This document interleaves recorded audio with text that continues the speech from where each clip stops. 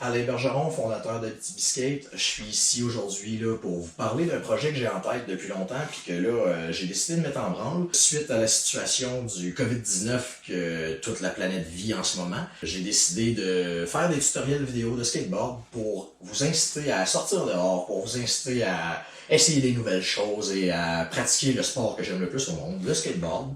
La plupart des tutoriels disponibles de skateboard sur YouTube sont en anglais. Et moi, je trouve qu'ils sont plus ou moins complets. Personne nous explique vraiment bien comment placer ses pieds, le contrepoids, où regarder, quoi faire avec ses épaules. Je trouve que tout ça, c'est très important en skateboard pour progresser vite et avoir une bonne constance. Mais bon, avant de commencer les tutoriels, je voulais vous expliquer ou faire une genre d'introduction au skateboard. J'en profite du même coup pour faire un clin d'œil à Exxon, compagnie abitibienne. Allez voir ça, Exxon, X or Nothing. Un skateboard qui comprend des roues. À l'intérieur des roues, il y a des bearings qui permettent aux roues de tourner. Des trucks sur lesquels on fixe les roues et qui nous permettent de tourner et de se stabiliser. Et le skate en tant que tel. Un skate, ça a un sens. Oui, il y a des exceptions à tout, mais la plupart du temps, le sens du dessin fait que ça c'est le bas du skate et ça c'est le haut. Le tail, comme on appelle, et le nose, comme on appelle. Le tail est régulièrement plus court un peu, le nose est plus à pic et plus long, plus allongé.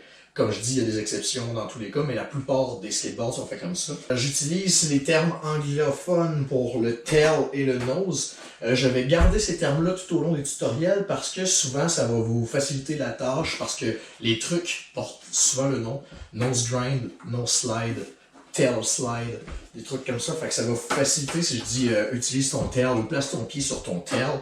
Je parle du bas de la planche, le tail.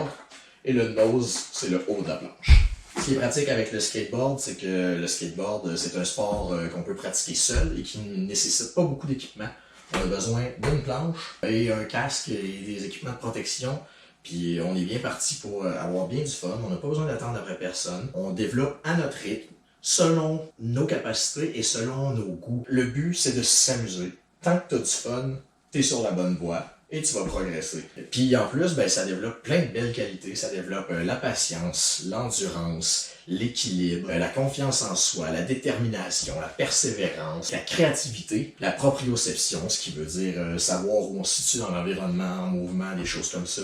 Sinon, le prochain, ça va être le pop shove it. Ensuite, on va sûrement montrer les ollies, les kickflips, les heel flips. Donc, restez à l'affût, il va en avoir de plus en plus. On va essayer de vous montrer le plus de choses possibles pour tous les niveaux. Je ne sais pas de quoi ça va avoir l'air. Je ne suis pas un vlogueur dans la vie. Je suis plus régulièrement derrière la caméra que devant la caméra. Donc, je ne sais pas trop comment me tenir une chambre, une planche.